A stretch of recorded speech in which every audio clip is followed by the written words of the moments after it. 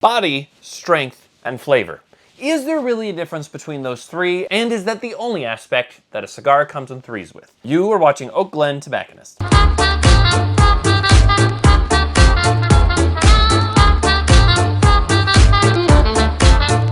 If you're interested in a whole host of amazing boutique companies, check out the OGT community. You know where to find us. Please do not forget to like, comment, subscribe, hit the bell so that you're alerted every time we produce new content. So I've made several videos on this subject before, and it's something I enjoy talking about, probably because I get a lot of questions about it.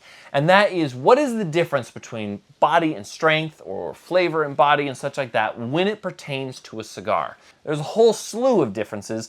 However, we're gonna kind of break it down in digestible segments. We've done this before in several videos several years back, and I want to kind of like rekindle that so people have a good experience and have a good understanding of this prospect. Now, first of which, as I had asked the question before, body, strength, and flavor, is that the only thing that a cigar comes in with threes? Not only, you also have the wrapper, the binder, the filler. The easy anatomy of a cigar. You have all those filler leaves inside the cigar, and that is bunched by what's called a bunchero, and they will then put all those filler tobaccos together, and then they will put a binder around it. That's part number two. The binder is for combustibility and basically holds the shape underneath. And then you have this wrapper leaf, which is typically, as some blenders like to say, like the dress that goes on the cigar. It's usually the more eye-catching tobacco. It's graded higher for its visual aspect as well as its texture. Overall, you have wrapper, binder, filler, those three parts. Three components about every cigar. But then we get to actually tasting and smoking the cigar. And what are the differences between those three aspects? So let's jump right into it so we can better understand how to experience the cigar in its best form. Let's first talk about flavor. Flavor is always at the forefront. Like, what does the cigar taste like? Is it what I imagine it? Or is it what I want it to taste like? There's so many preconceived notions when you start to understand and recognize certain tobaccos and what kind of like traits they might have.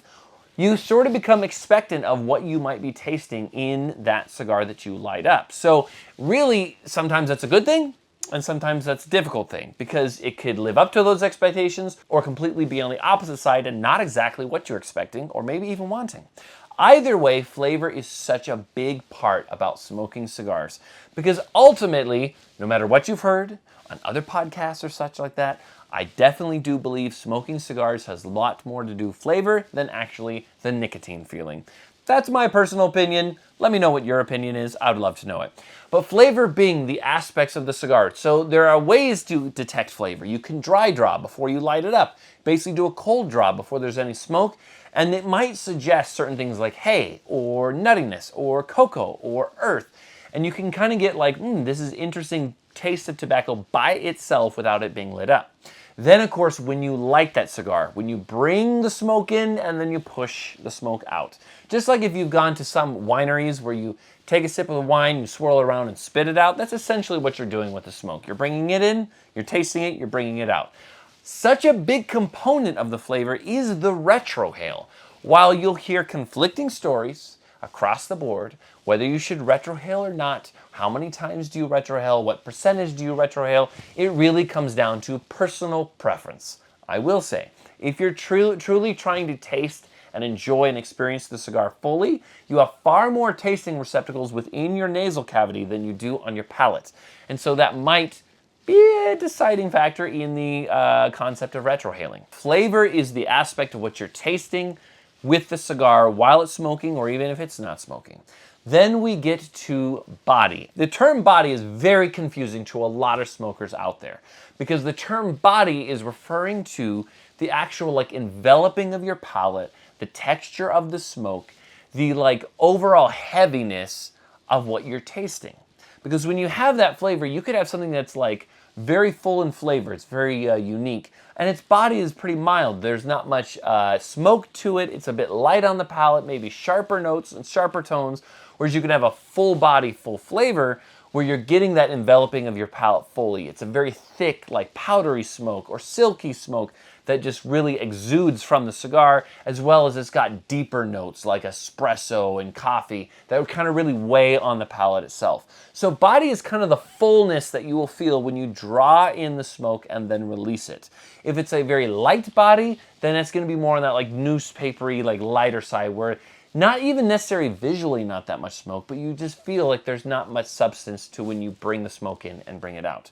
That is where I would say body kind of lies. Sometimes people get this mixed up and they say that's a full body cigar, and what they truly mean is that's a full strength cigar.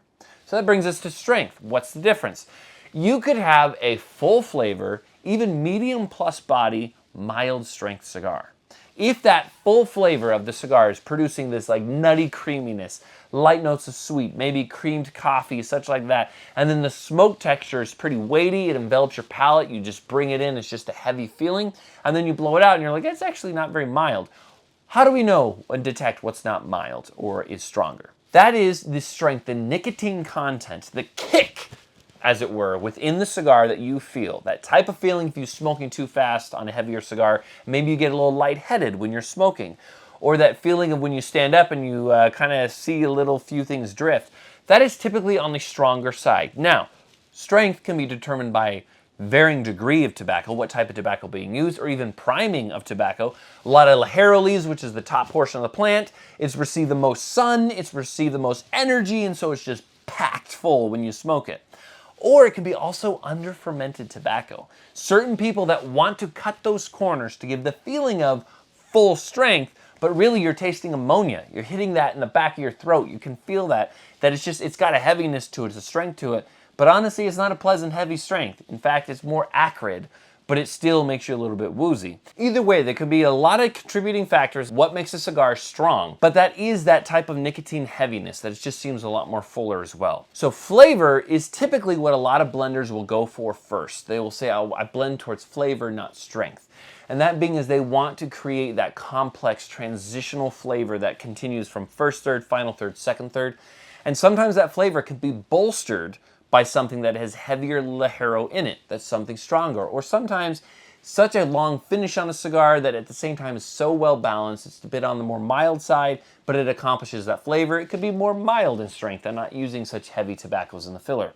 But either way, you can still have body in between that envelops the palate, has that weightiness, that texture that you really enjoy, that's not something so wispy when you bring in the smoke. Drop down in the comments. What is your typical preference when it comes to flavor, body, and strength? Where do those categories line for you? And what are some of your favorite cigars that you have tried in that aspect? As always, thank you for watching, and we will see you next time on Oakland Tobacconist.